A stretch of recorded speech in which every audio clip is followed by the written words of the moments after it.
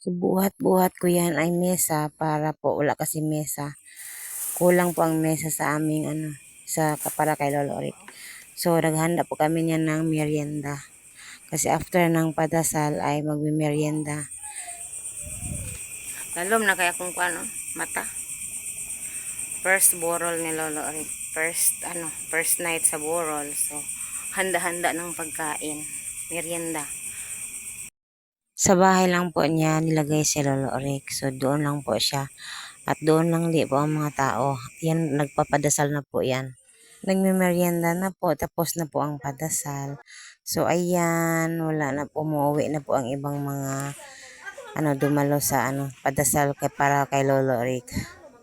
So, ayan. At yan po siya nilagay.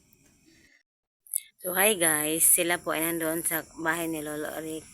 Ako ay umuwi na dahil talagang mahihilo na ako sa sobrang kulang sa tulog at sa pagod na din. Kasi ang daming ginagawa kanina, busy simula kahapon.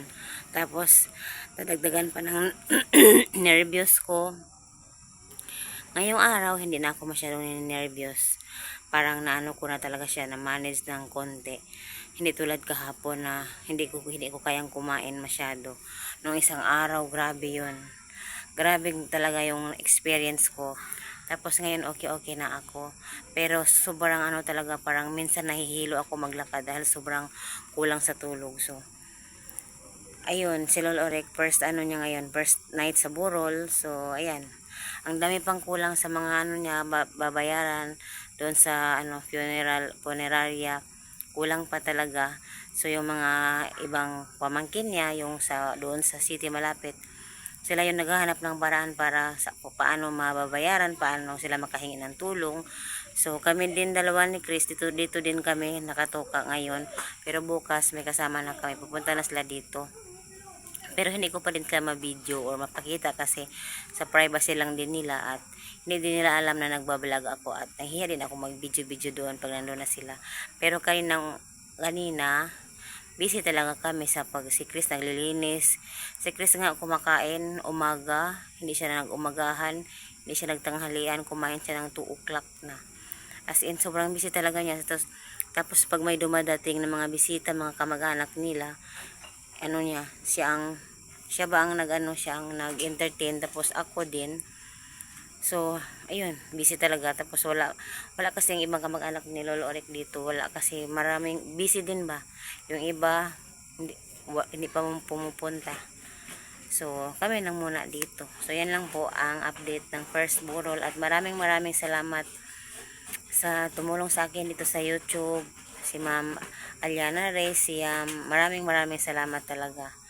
Kahit ini amount, malaking tulong na po talaga. Kasi ang dami. So, kasi hindi po talaga biro ang gastos pala. Kahit sa simpleng ganito. Sobrang daming gastos. So, yan lang po. Good night at matulog na ako. Matulog talaga ako ngayon 11 o'clock na, magto 12 na, kasi hindi na talaga kakayanin ng aking katawan kung hindi pa ako kahit maka 5 hours lang ako ng tulog. So, madaling araw na po ito, 12 midnight na. Matulog sana ako kanina pero may dumating na bisita kaya gumawa muna ako ng merienda para may pares ang kanilang kape. Kasi kape lang po ang kanilang iniinom. So, binigyan ko ng tinapay.